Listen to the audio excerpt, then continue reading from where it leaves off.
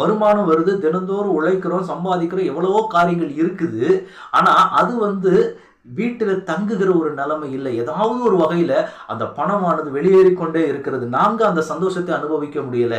நானும் என்னுடைய பிள்ளைகள் அதை அனுபவிக்கக்கூடிய சூழ்நிலைமை இல்ல அப்படின்னு சொல்லி நினைக்கிறீங்கன்னா, இதுக்கு மிக முக்கியமான காரணம் என்னன்னு பார்த்தீங்கன்னா, குடும்பத்தில இருக்கிற சாபத்தின் கட்டுகள்.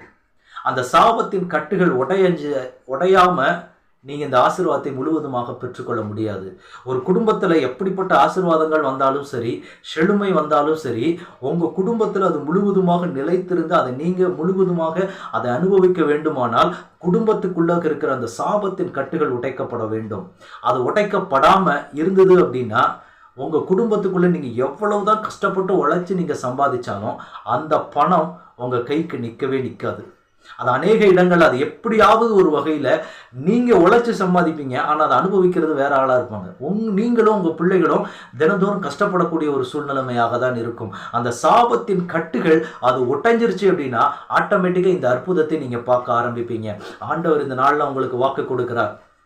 ஒருவேளை உங்கள் குடும்பத்திலையும் அதே மாதிரி சூழ்நிலைமையில நீங்கள் கஷ்டப்பட்டு கொண்டு இருக்கிறீங்களா?